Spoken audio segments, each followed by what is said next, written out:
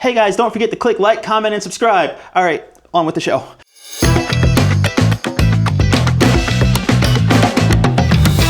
Welcome back to the Bedroom Brainiacs podcast. Today we're gonna talk about orgasms today. Orgasms. And so this episode is kind of related to something else we recorded before about sexual myths. Mm-hmm. And this episode is going to be, I wanted to call it the myth of the orgasm, but that's really misleading. But it's also clickbaity, so maybe that'll get attention for people to click on it. I hate it. So this episode is called The Myth of the Orgasm. No, it's not. It's not. That's not what this is. This episode is called The Orgasm Myth. No, orgasms are real. They're not a myth. Not according to Ben Shapiro. But, so, talk about, this episode was your idea, so talk about what you want to discuss and why did you bring up this topic and explain it more. Explain why the myth of the orgasm is a bad title. Okay. So to start, orgasms, real. They exist.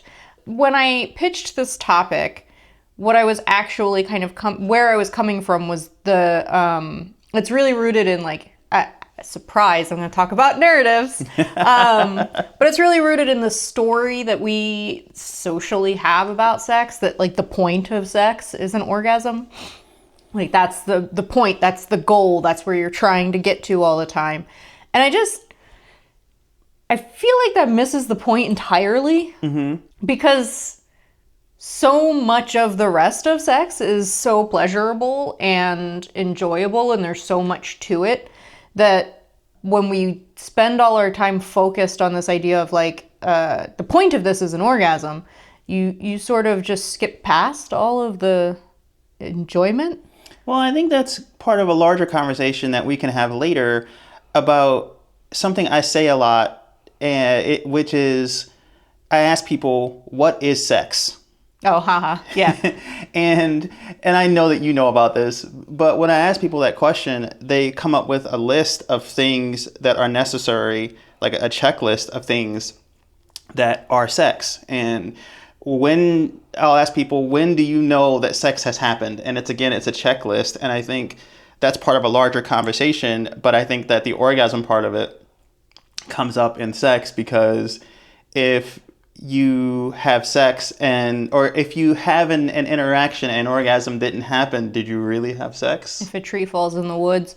Well, I mean, that depends, right? What is the gender and orientation of the person you're asking that question? Because cis women go without orgasms quite a lot in heterosexual relationships. Mm-hmm. This is a phenomenon known as the orgasm gap. So while I think you're right, oftentimes orgasm is a part of the conversation when people are defining sex. Mm-hmm. It is not. It's sort of like if you're looking at the check boxes, it's check these boxes, and then you've got some optional ones at the bottom. And unfortunately, I'll tell you what's not an option is the cat eating the tree. Yeah, Barkley. We'll be right back after these messages. Do.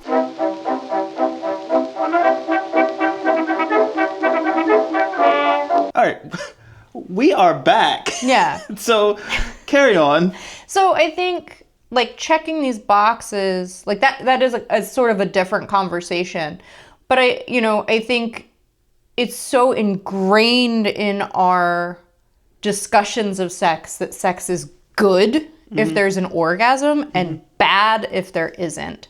And besides the much larger effort that I make to just kind of disconnect our thinking and orientation away from this idea of there's just good and bad, in general, I think also that idea of an orgasm makes sex good and anything that doesn't have an orgasm is bad really erases and minimalizes so much of the potential, pleasure potential of sexual activity. Would you call it seems like one of those things that, like many things, as me, not as an educator, it's one of those things that makes sense until someone tells you it doesn't. And then you really deconstruct a lot of the things that you once believed or heard about it. because for me, at one point in my life, I'm talking like teens, early 20s, it's very transactional. You know what I mean? Like, we show up at I don't know, for some reason the word bodega is in my head. Okay. And you show up at a bodega, you give someone money, and they give you a honey bun. Okay. And for sex, it's like, we show up, we have sex, we give each other orgasms. If the orgasm isn't exchanged, then the deal wasn't completed. And the whole point of going to the bodega is, I'm going to the bodega to get the honey bun. That's my mission. Right. And if I leave here without the honey bun, then the trip was a failure. Yeah. You said something interesting in that, which is we give each other orgasms, which is like another narrative that I think is really worth kind of challenging and looking to reorient when we're thinking about. I said something a couple episodes ago about your longest standing sexual relationship was with yourself. Mm-hmm. You are the person who's responsible for all your sexual pleasure. Mm-hmm. Now you can invite somebody to join and like ask them, hey, I'd love for you to participate in this pleasure, and like communicate with them so that pleasure occurs from something they're doing. Mm-hmm. But again, that's not them giving it to you. It's not, it's something you're like, oh, hold on. Orgasm? But that is very much like sex as being transactional is something that's very like emphasized in our society. And it's also emphasized in our society that you can be good or bad at it. Mm-hmm. And that is usually that narrative, when you start to like dig into it, is usually correlated with this idea of like, can you give someone an orgasm? Mm-hmm. And that's just, so like everything like comes back to the orgasm. And if the orgasm doesn't happen, the sex is bad and the partner is bad. And right. What's the point? And it's like, well, there's lots of points, lots of them. Yeah.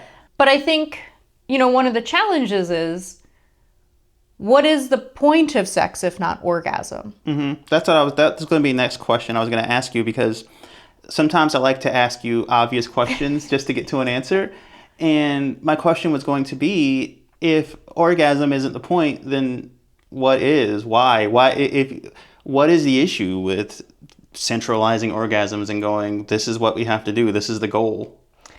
Well, there's a couple of issues, right? On like a larger scale idea, like, big surprise, conceptually in the narratives, who is no longer given permission to have sex if they can't have an orgasm? Mm-hmm. Right? Like, who are we taking sex away from if we say sex requires an orgasm? Mm-hmm.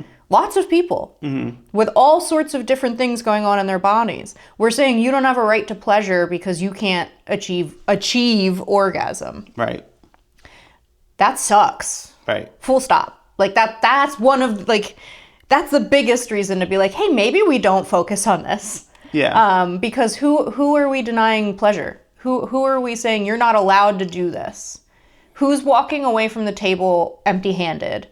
Because we've as a society decided that orgasm is the point, and if you can't get there, there's something wrong with you.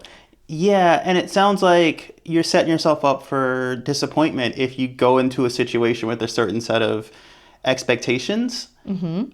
Even if I have an orgasm every time and I'm with someone who doesn't think that orgasms are the central, like aren't the goal, or if they can't, or if they don't, or if it's just not something that it's whatever, and I'm with this person and they don't have an orgasm, I'm disappointed because I couldn't give them that. Mm-hmm. And the point of this whole thing was for me to give them this orgasm, and now my ego's hurt because, and this person can say like, it's fine, and my response can be, no, I'm bad at this and you're just saying that to make me feel good. Right.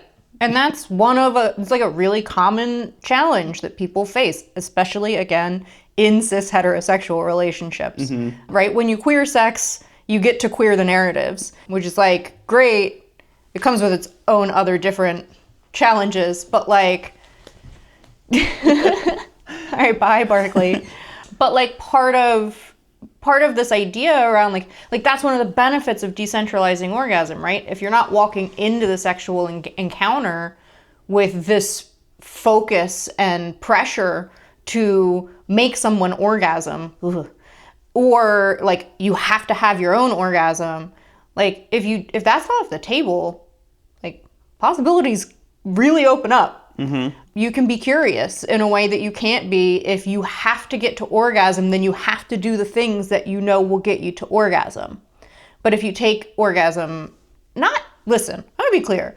Lots of people love orgasms. I'm not here to diss an orgasm. I'm not here to say like, don't take it off the table, don't have them. But I think there's this emphasis on them in such a way that they are the pinnacle? Pentacle. Pinnacle. They are the pinnacle. There's this myth that they're the pinnacle of a sexual experience. And they're also, right, this ties into another myth that like they are the finish line, which is wild for so many reasons, because you can have more than one. Of all genders and all genitalia can have more than one. That's an option.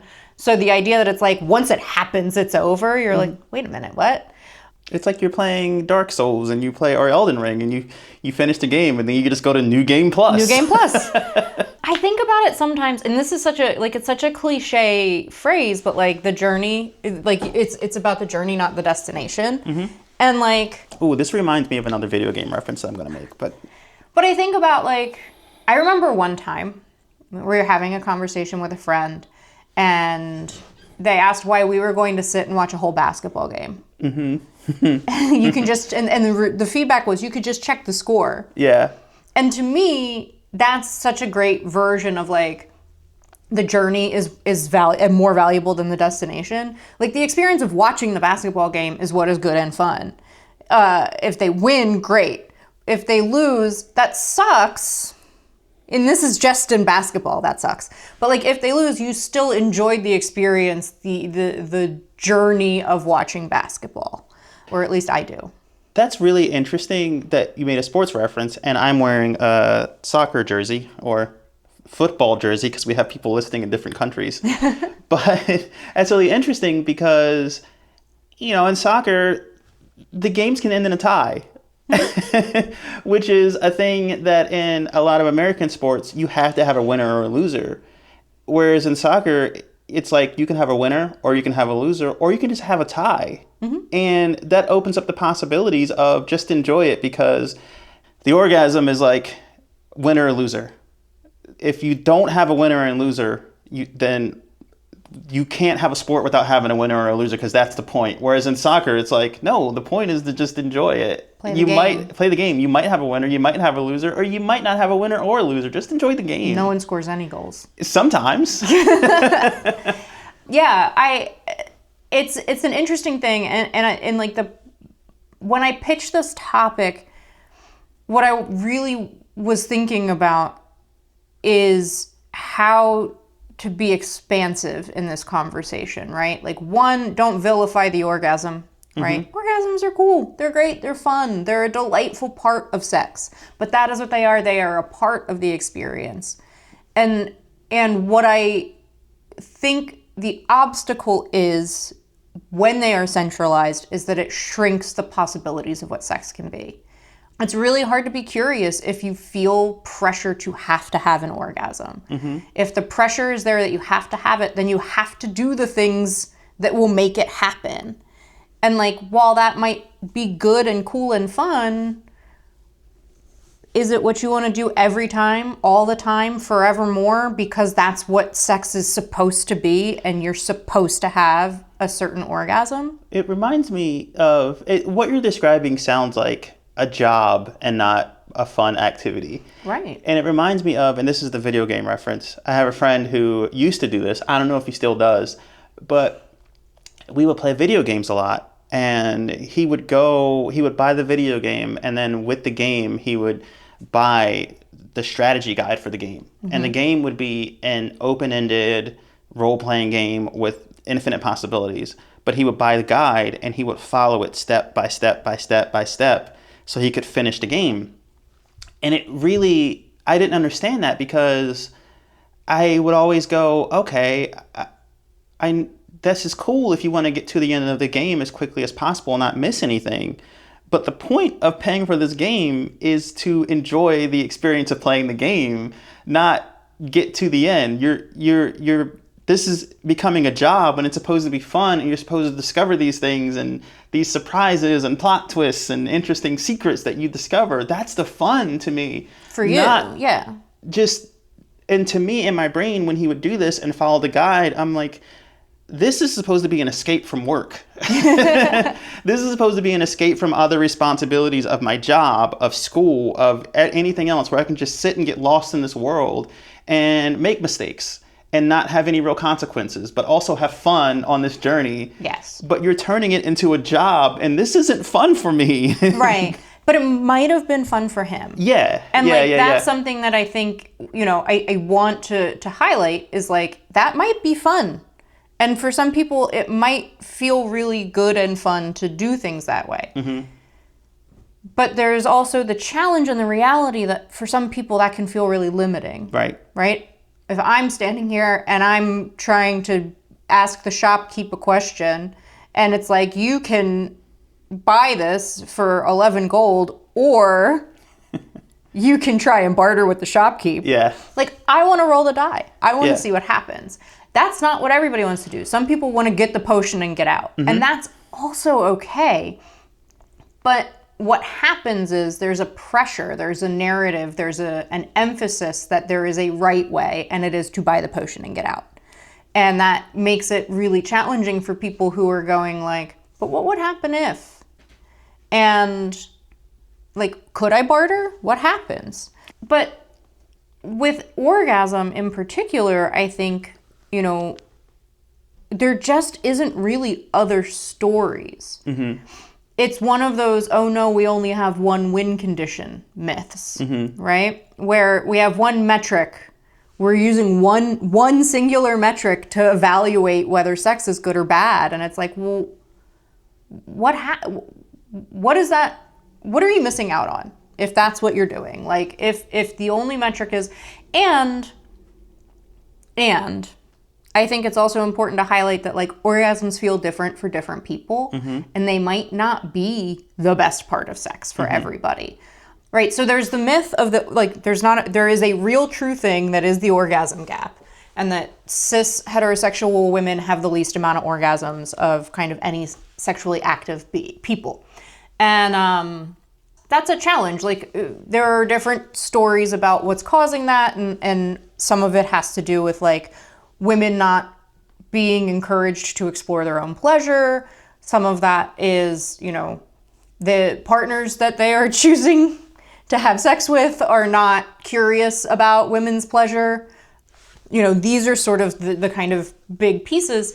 But so the response to that generally, right, the feedback, the way to kind of like push and combat that tends to be like, orgasms are great and you should have them. Mm-hmm. And sure, but maybe not. Mm-hmm. And so there's this sort of pressure that the orgasm is the thing you need to be getting to and achieving, and it should feel super good. And it's like, well, okay, let's say maybe orgasms are overstimulating for somebody, right? Maybe they're autistic, maybe they're ADHD, maybe they just find an orgasm to be an overstimulating experience.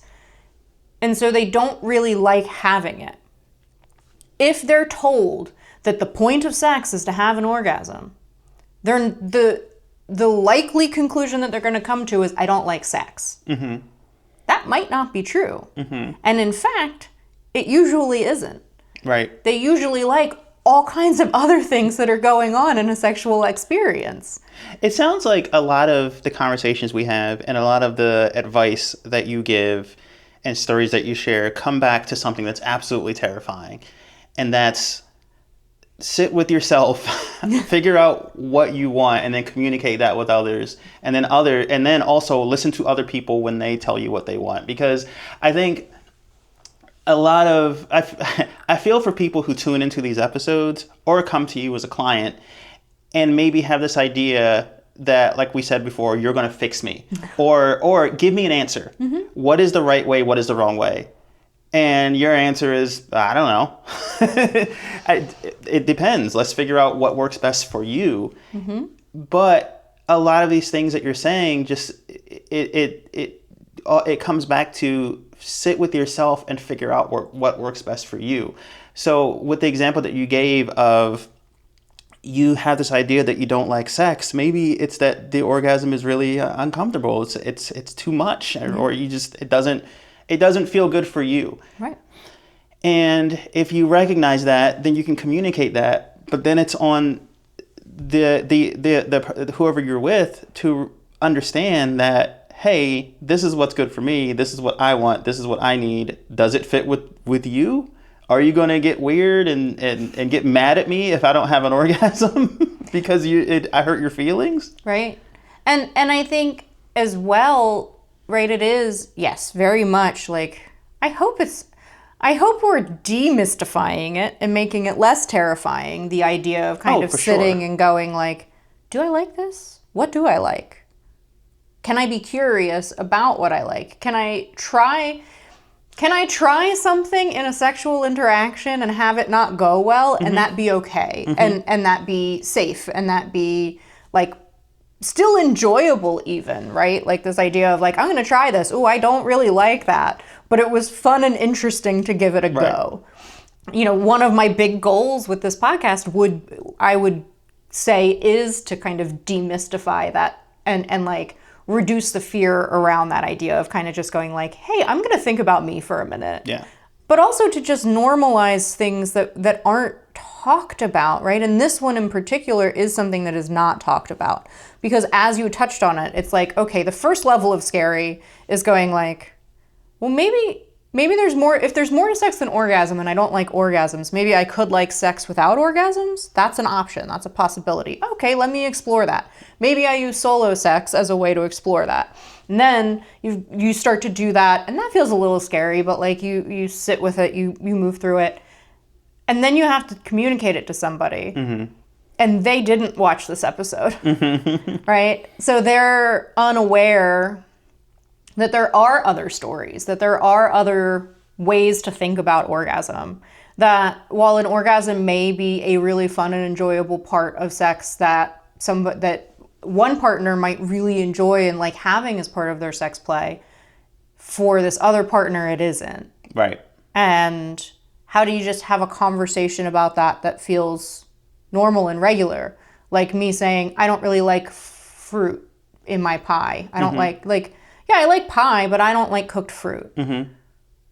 How do we get a conversation of like, yeah, I like sex, but I don't really like orgasms, to be at the same normalcy? Yeah, and I think that as a non-professional, I would imagine that there's layers to that too, where it's, how do you have that conversation? And part of having that conversation is being open to hearing these things. And part of being open to hearing these things, I imagine, is not hearing it as an indictment on you. If someone were to come to me and say, I don't like this XYZ thing, but in my mind, it's good. It's always good. So you telling me you don't like it is some sort of indictment on me, but that's my own insecurities. So it's like there's so many layers to these things that have to be just peeled apart.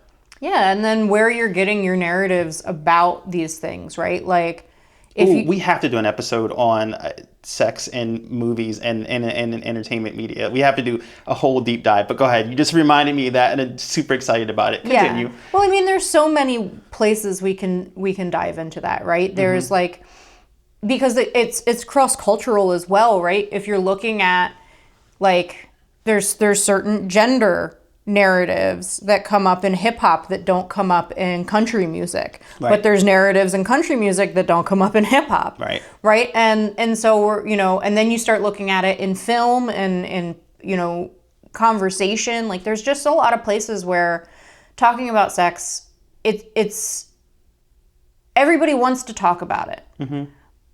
But what often isn't happening is we're not talking about it from a place of going like, well, where did I learn that? Right. Why do I think that? And I think that if there's situations where you talk about, people want to talk about it, but I don't think we talk about it enough. And what happens is people hardly ever ask that question, it seems, because they hardly ever speak these things out loud to have any kind of pushback. So you never question where you learned it if it's just a reality to you. And I'm doing finger quotes for people listening on the audio that can't see this.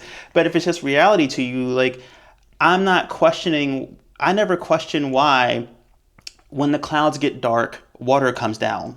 Because that's just reality. There's dark clouds out, it's going to rain. That's just reality. I never question why an orgasm is absolutely essential to a sexual encounter, because that's just, them's the rules. And you never, because we never talk about it, no one ever has a conversation with you where you go, wait a minute, hold on.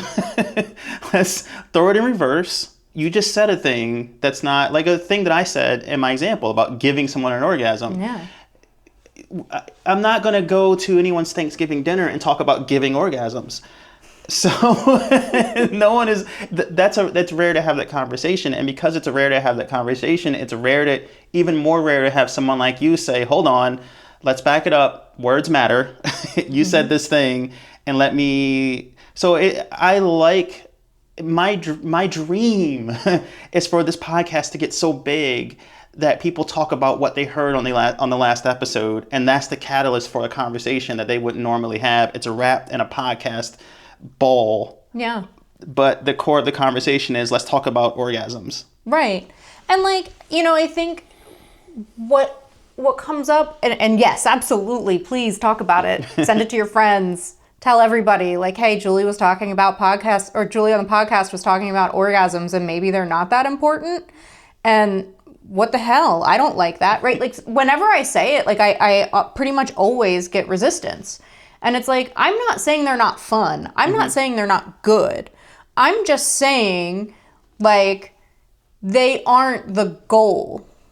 I'm saying that we as sexual people, sexual beings, benefit from decentralizing it, from not making it the point, the focus, the intention of a sexual experience. I've heard this from a few different people, and we're about to go on another tangent journey here. But I heard something from a few different people, and I'm not questioning the validity of the statement or this belief, but I think it's a really interesting example of something we're talking about. But I've heard multiple people say, if you're interested in dating someone, the best way to get to know them is to travel with them, because you really get to know how a person travels tells you a lot about them as a person, and you can really kind of get an idea about the compatibility as far as from a dating aspect. Okay. Now, I'm not questioning the validity of that, whether I agree, disagree, right, wrong. That's irrelevant here. Okay. But I think that's interesting because when you think about going on a trip, let's say you're going on a trip to Peru with someone. Okay. People have different ways, and I'm going to land the plane. People have different ways of traveling and going on vacation. Some people want to make an itinerary and hit every spot on the itinerary.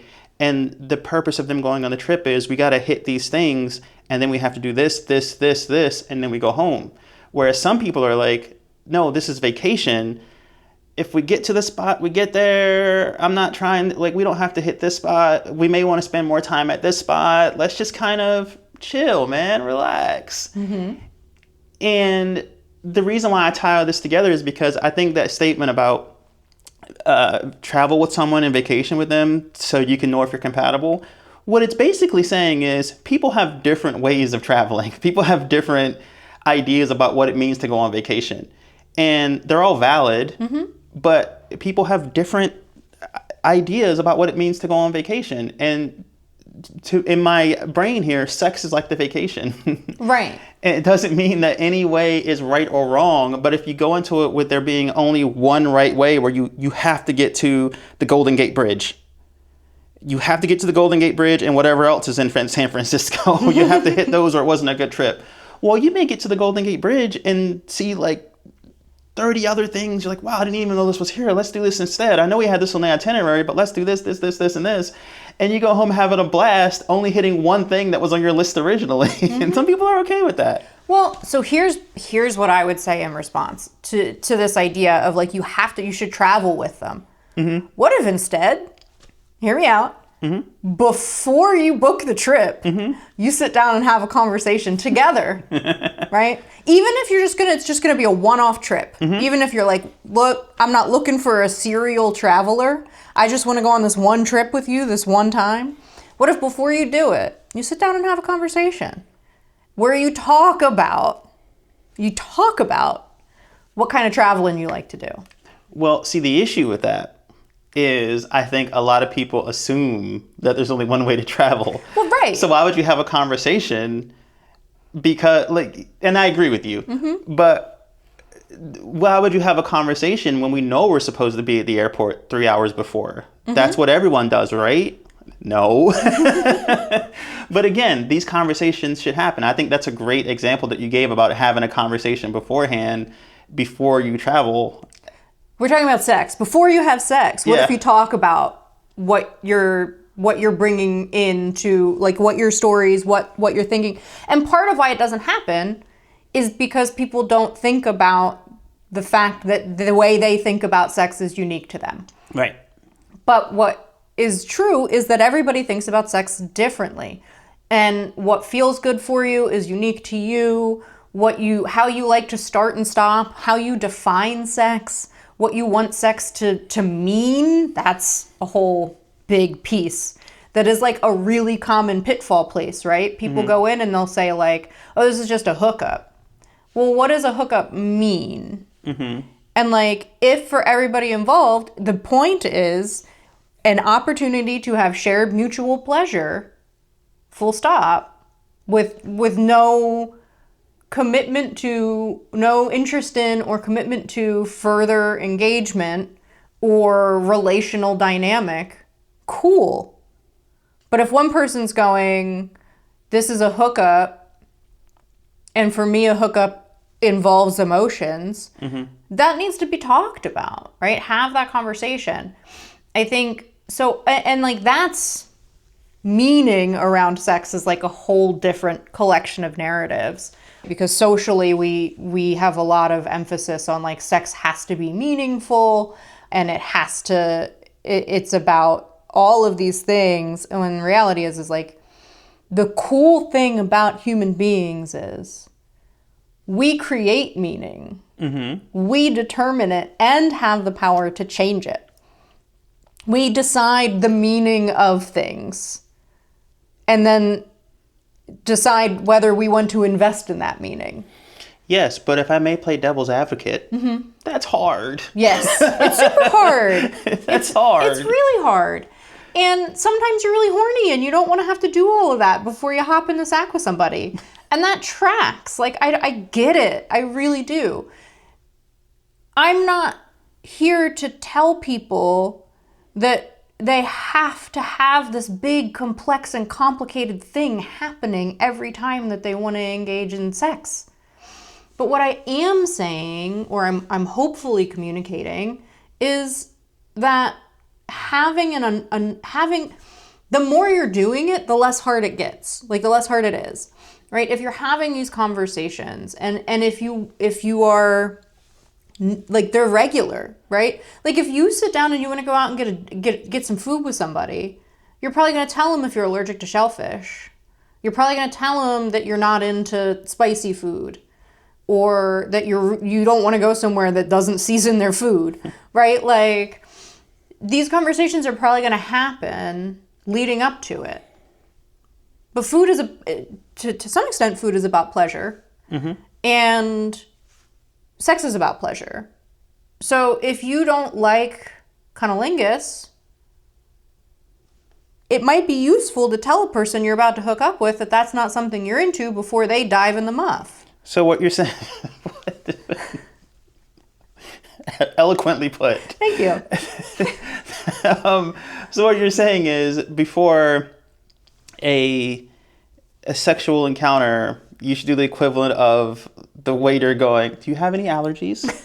Yes. Or saying, "Hey, just really quick, I have an allergy. Can you make sure that you don't my food isn't cooked with cunnilingus?" I have an aversion.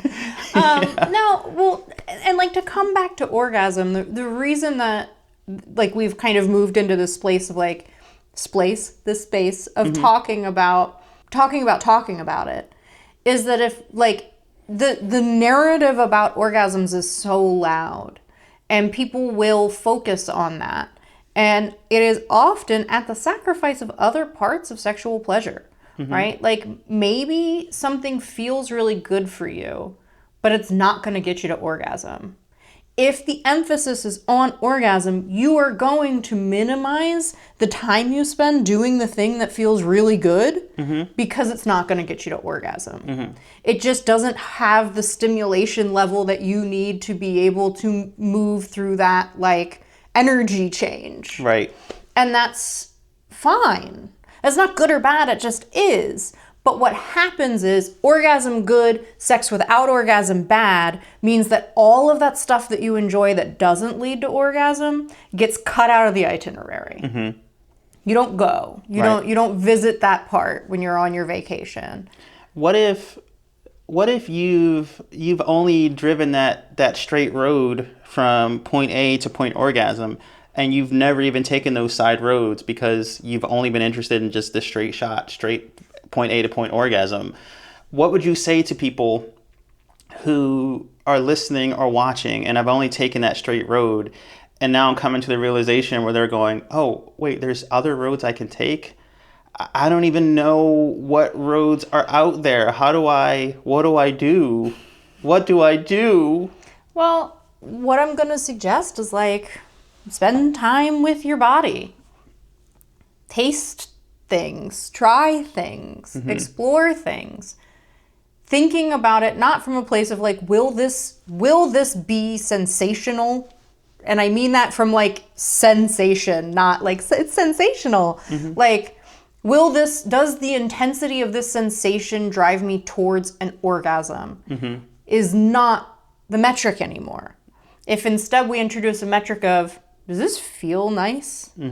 Does this make me feel aroused, excited, content, relaxed? Does this feel good the way that maybe getting like the nape of your neck scratched might feel good, but it's, a different part of your body? Does this make me feel fun and giddy? What feelings come up? What does it physically feel like to be touched, and what does it feel like to touch? Just see what that answer is. This reminds me of another thing, and I like to frame things in ways that just different, that there's a word for it, but I can't think of it right now, but I like to frame things in different ways to help me understand them.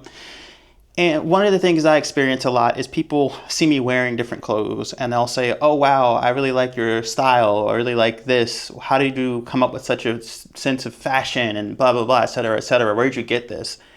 Where do you shop for your things? And my answer is always the same. And this has been true for me for the longest time, where it's just when I decide to go shopping for things, I don't really have a goal in mind. I just walk into a store and look around, and sometimes I'll leave with something, and sometimes I'll leave with nothing. Sometimes I'll have a cart full at Marshall's, and sometimes I'll have nothing. Because my goal with going shopping is to just go into the store to see what happens. And my goal isn't to leave with things. If I leave with things, great. And I think, like we were saying, there's no right or wrong way to approach this, but I do think from listening to what you're saying, people forget that that's an option to do that. Yes. And for some people who are stressed about going shopping and they're like, I need to look for this, and this, they forget that you don't have to do that. If this isn't working for you, there's other options. Well, and that's almost a bigger conversation to look at, which is, if you've got time and you don't have to be at an event in a certain type of outfit at a certain time of day, then you can walk into Marshall's and you can browse, you can see what you find. But that is a mindset that you have taken towards your relationship with clothes.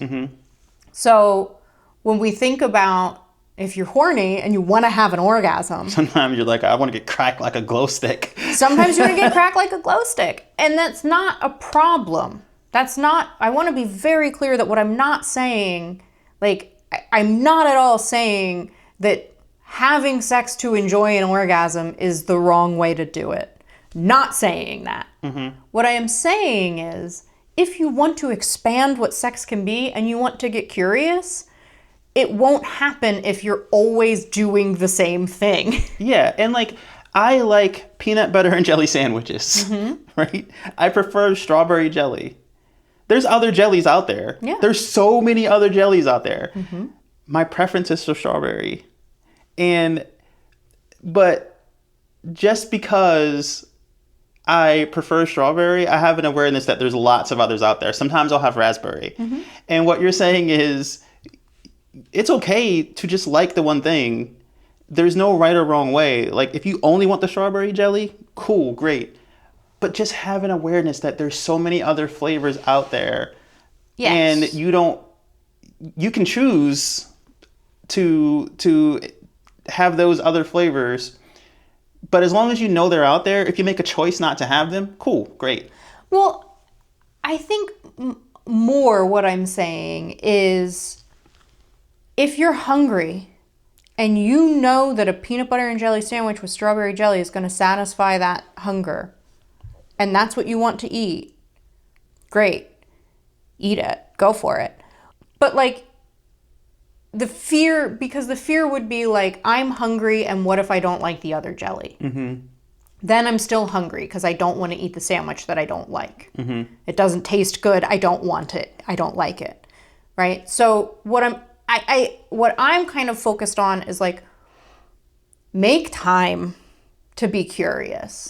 If you're only ever engaging with your sexual self when you are overwhelmed with horniness and just are like, I need to get cracked, then the likelihood is you're going, because you are focused on that, like, this is what I need, you're going to seek out the most reliable actions to get you to that place.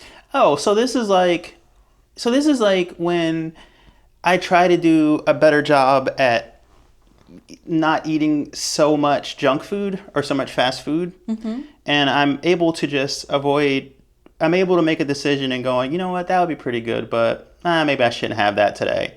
But when I'm starving, I'm like, Arby's. Arby's. It's right there. It's easy. I'm getting Arby's. Yes. Or I guess a better example would be, I am actively trying to expand what I'm eating.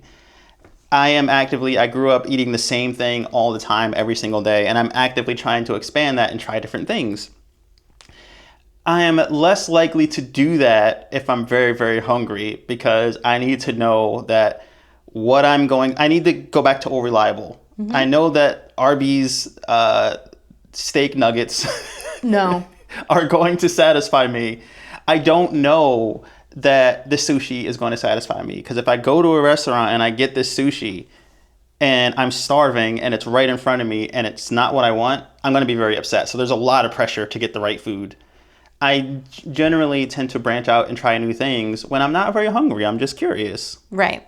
And so what the like larger scope of what we're talking about, like that question about like, how do you work to decentralize orgasm? It's like, well, get curious about sex, right? Because if you're curious about it and you're pursuing it not just in these moments when you are the horniest you've ever been, but in these moments when you're like, I'm open to feeling good. Right. I'm open to being touched. I'm open to touching. I'm open to exploring.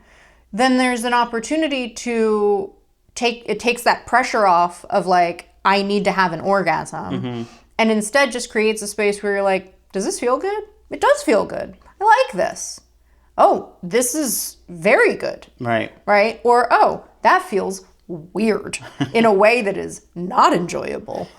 Right? And you can have these conversations and it can be about curiosity. And if in doing so, you get to a place where you're like, and now I'd really like to have an orgasm, but I don't know if this is going to get me there. If you've got things that are reliable, then incorporate them, right? Now you've kind of created a fun situation where you've done both. And that can be really cool. But it doesn't, the idea of orgasm being the point, to me, it just is one of those narratives that really, really shrinks the pleasure potential of sexual engagement. But as with a lot of things, people don't know what they don't know. So you don't know that it's shrinking that if it's always been the same small size. So people don't know what they don't know. And that's one of the many things I hope to accomplish with this whole podcast and with what the Center CD does in general, is just letting people know, hey, there's so much out there. There's so much information that is just there for the taking. Truly. And on that in that same vein, you had a conversation with Dr. Kat Dukes that we recorded a little while ago, and it's somewhat related to what we're talking about, of sexual myths. Oh, yeah. Okay. Did you forget? A little bit. So you guys had talked about sexual myths, and the conversation was only about 15 minutes long. So I wouldn't want to put a 15-minute long episode out for you guys. So I thought that kind of ties into the conversation about decentralizing orgasms, because when we talk about myths, I think what we're really talking about is commonly held beliefs. Yes. Or beliefs and thoughts and narratives that show up often that you guys want to challenge. Lies the whole world thinks are true. Yes, lies the whole world thinks are true. And I think that with the conversation that we've been having, one of those lies is that it's orgasm or nothing. Yeah. Yeah. I was going to say orgasm or bust, but... Orgasm and bust. That is the title of this episode. That is the title of this episode. Orgasm and bust. Bust with 2 S's. So what we're going to do right now is I'm going to cut to that conversation with you and Kat. Okay. And then we'll come back to here again to do our sign off and say our goodbyes. I can do that. All right. Do you want to do a Wayne's World transition again? All right. Ready? Let's go. So hi, everybody. I'm Kat Dukes from the Center CD, and this is Julie Setting from the Center CD. And we are both sex therapists, relationship therapists, and sex educators. And today we're going to talk about some common myths that our sex therapy clients and couples therapy clients bring into the therapy room. So Julie, talk a little bit about some of the common myths that you see most often. I think probably the most common myth that I see is like the very limited definition of what sex can be.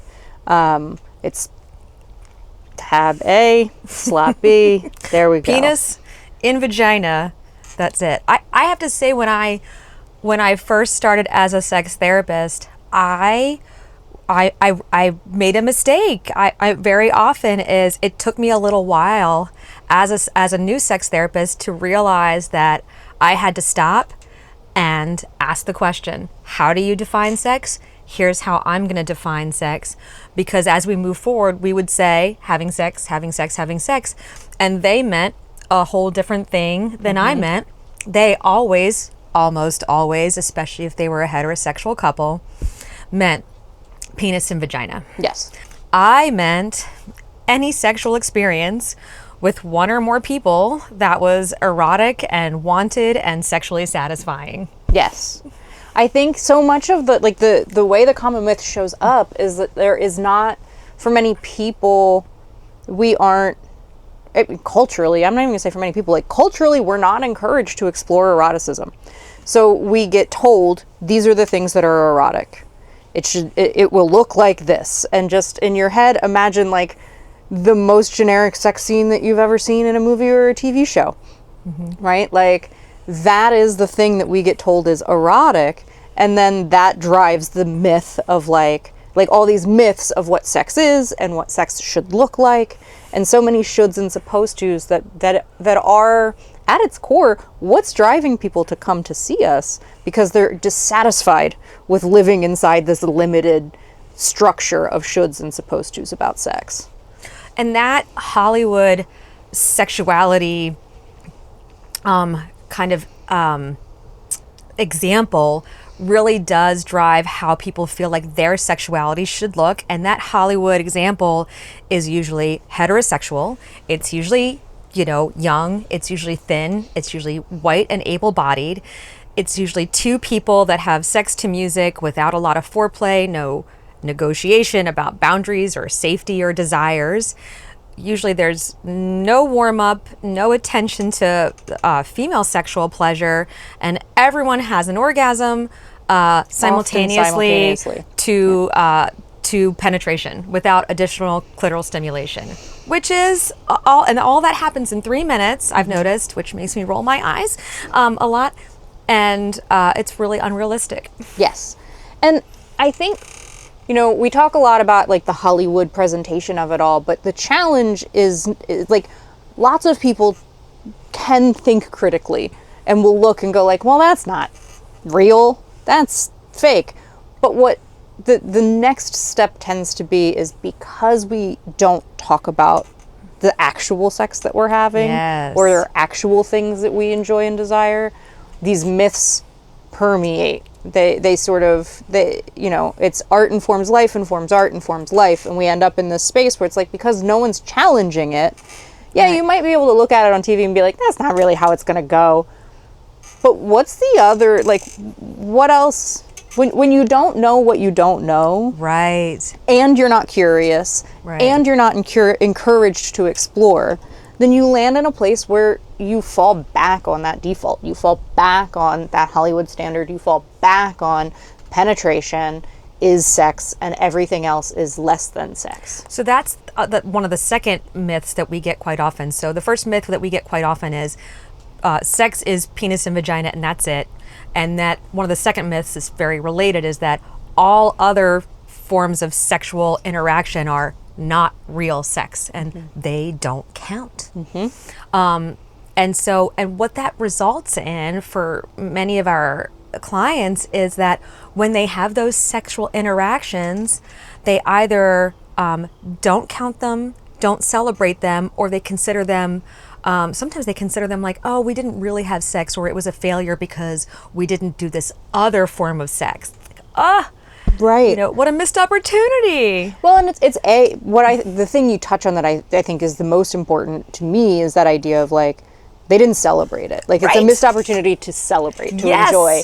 And then on top of it, it's also, when we think about the idea of like real sex, what's real sex? It's like, well, why do you need to figure that out? Like, that's something that, like, with so many of these myths, we don't even begin to figure out, is like, well, why does it, who's it got to be real for? Right. Like, can it be, and so when we land there and we think about the myths that people come in with are the house that they're living in. And they're like, hey, I'm really uncomfortable in this house and it's too small and I don't fit in it and I keep tripping over this, or the doors don't open, or Right. whatever the challenges are. And then when you tell them like, hey, did you know there's other places you can live? Right. You can blow the doors open. You can blow the walls out. Like, you can raise this whole house to the ground and build a new one on the foundation. Like, it's fine. You can redefine anything that you could. I tell people, my clients, there's no one walking around your house with a clipboard telling you you're doing it wrong. Right. You can have a makeout session and that's real sex. You can have a kinky spanking session over here and that's real sex. You can have a masturbation session over here and that's real sex. And if you want, you can have an oral sex fest in the middle of the afternoon and that's real sex. And that explanation that you're giving touches on one of those myths. Sex has to have an orgasm and should end with an Not at orgasm. all. And it's like, well, that's why? Like, why? So none of the other pleasure counts, right? And it's like, when you start to challenge these myths and you start thinking like, what is your goal? Why does only 0.7 seconds on average? Why is that the only important part of the event? Like, what about the other, even if we use the Hollywood standard, what about the other 2 minutes and 52 seconds, 53 seconds? Like, even if we're using that Hollywood standard, what about that? Does that not count? That's not important. That's not valuable. It's just that 0.7 seconds. It seems wild to me. that idea, like the hyper emphasis on orgasm.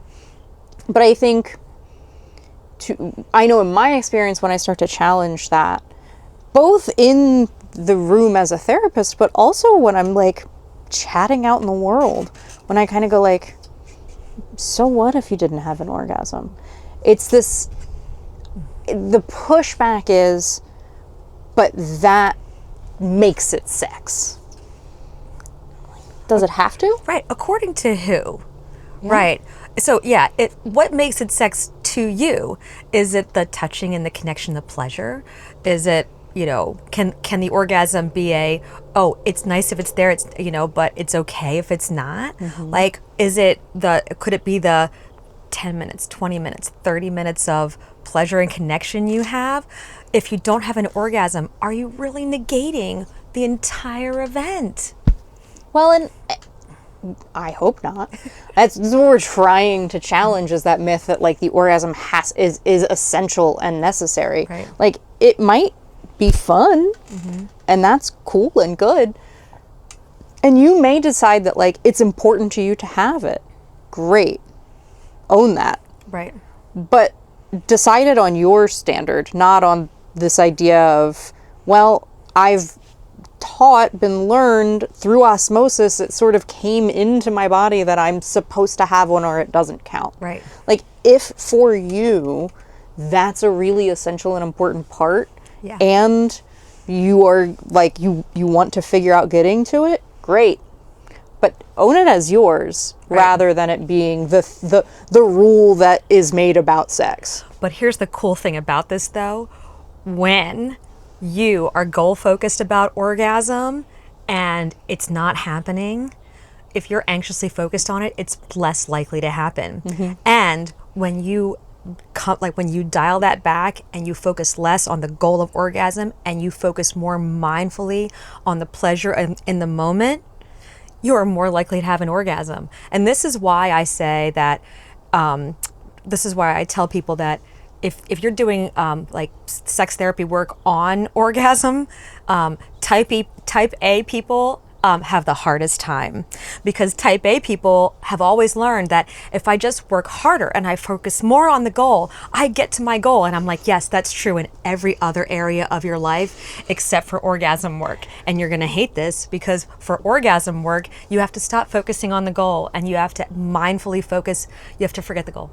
And you have to mindfully focus on the pleasure in the moment, which leads me to another one of our myths, which is, so another mistake I made early on as a sex therapist is when assessing patients' challenges early on, I realized that AFAB folks, so folks assigned female at birth, and women, if you do not directly ask folks about pain during intercourse, they usually will not bring it up, because this myth is that sexual pain is normal.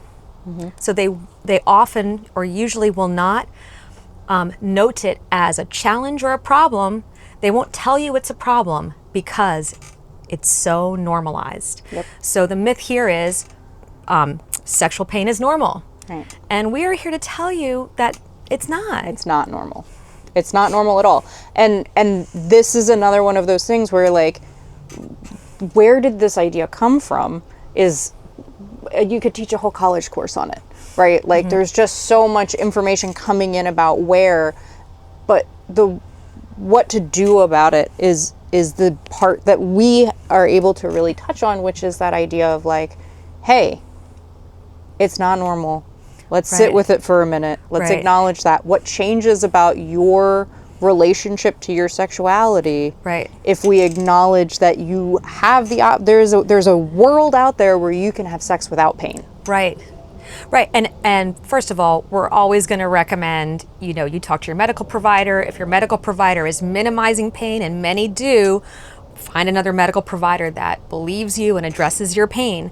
But it could be, if it's not a medical problem, it could be lubrication. It could be that you need to modify how you're positioned. It could be a variety of things. But absolutely do not white knuckle it through pain. You don't have to, and pain is not normal. And it's important that we address it and that you don't just accept it. Like, that's really, really critical.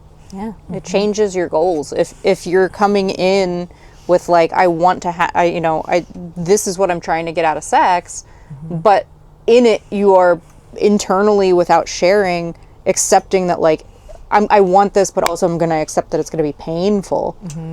Well, if we then instead go, well, let's start with the goal of painless sex. What happens? Right now, what you think you could possibly achieve might be wildly different than when we started. Isn't that true? Yeah. And also focused on pleasure, one of the last myths that we deal with a lot also goes back to the Hollywood thing, is that for heterosexual couplings, that she is supposed to have an orgasm on a penis.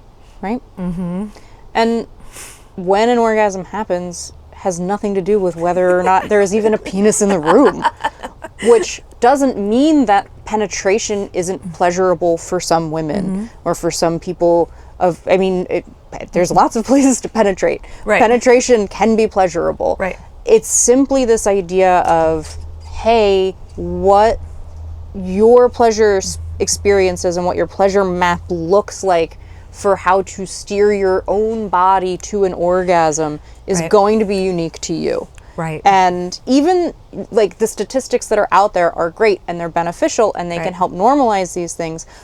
But at the end of the day, you aren't a statistic, you're an individual. And Right. so learning for yourself what feels good in your body and how you like it and how much of it you like is Right. going, like, that's the map to sexual pleasure.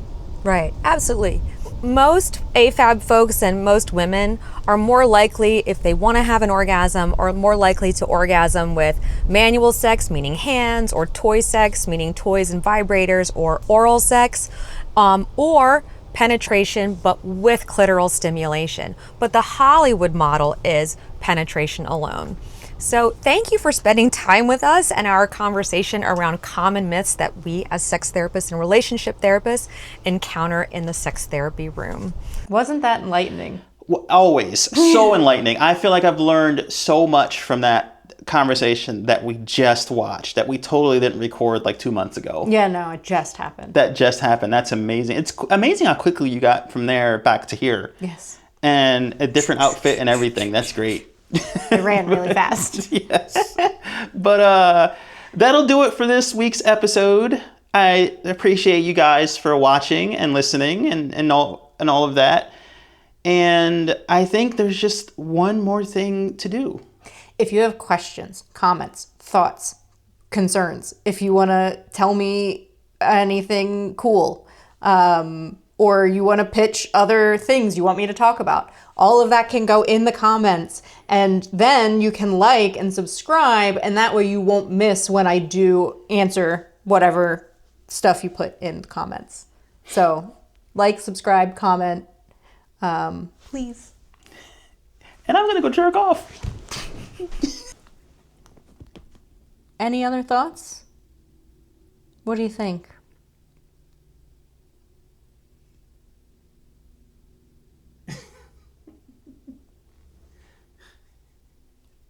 Interesting stuff. What would Barkley's podcast topic be? What would he even talk about?